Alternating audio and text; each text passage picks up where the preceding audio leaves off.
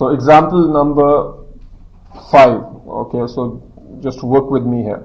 So we are going to look at the effect of inventory write-downs on ratios, and we are looking at the consolidated financial statements for Volvo.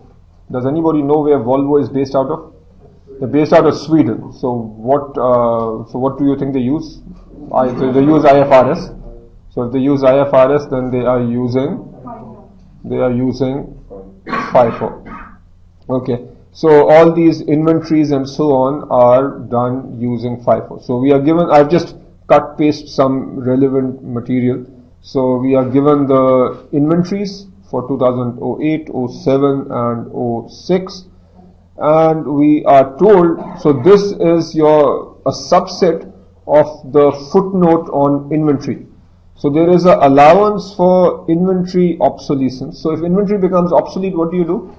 Write down. You write down. So here again, I'm sharing this with you because on an exam you might see something like this. So you are told that the inventory obsolescence at the start of the year was 2837, and then at the end of the year this has gone up to 3. So your inventory obsolescence, is this a 3522? Is this a change or is this a total accumulated amount? Yeah, so at the end of 2008, the total accumulated amount is 3522. So how much charge did we take for obsolescence between the beginning and end of 2008? So the increase in the obsolescence amount, which is effectively, is how much? The difference between those two is 685. Now I'm going to show you how we use this. Okay, the first question that they ask you is, what would the inventory level be? And we'll just work for 2008. Later, when you go home or after this class, you can work the rest of the years. So if there was no allowance for obsolescence, so if they hadn't done write-downs, and you probably know by now, the CFA loves to ask questions where they say, okay, these are the numbers with obsolescence. What if the company had not accounted for or not done the write-down? Then what would the numbers be? Okay, so here the question is, what are the numbers if the write-down for obsolescence did not happen?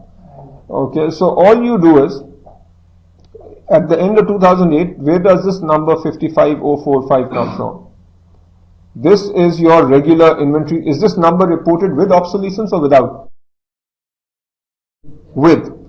The number that you will see, so we are told that this company uses an allowance for obsolescence. So if the company uses allowance for obsolescence, the one line on the balance sheet will give you the net number. Okay, so that net number is this. And then question 1 is, what would the inventory be without the allowance? So what do? You simply add back the 3622. Remember, is this a balance sheet number or an income statement number? It's a balance sheet number, so you are going to add a change or add the cumulative. So this 3522 is the cumulative. So you add the cumulative number and you say that if the company had not done any of this write down for obsolescence, then the inventory would be at 58565. Next, we are asked, what would the COGS be? Okay. So now with COGS, that's an income statement number. So here we would look at the change over the year. So what's the COGS? Where is this 237578 coming from? This is coming from actually I have not shown it here, but you're smart enough to know. Where did this come from? You got this from the cost of goods sold in the income statement.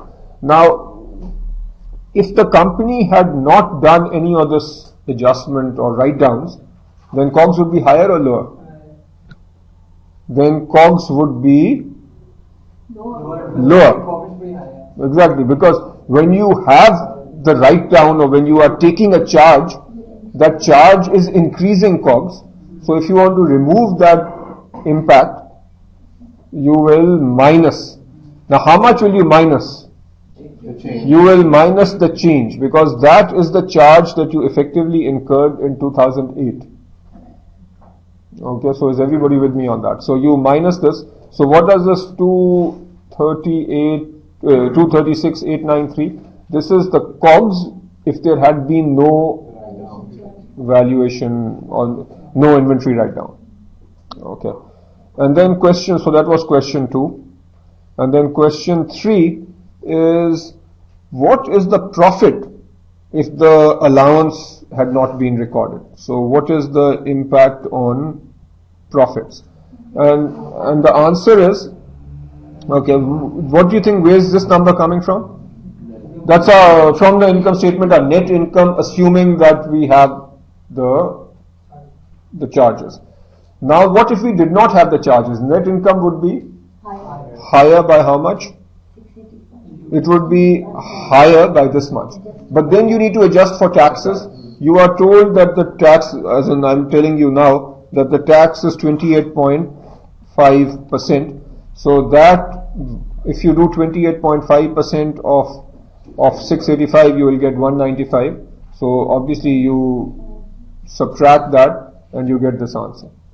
Okay, so as I keep saying, it's all plussing and minusing, but the question is what to plus, what to minus, and where. So that will come with practice.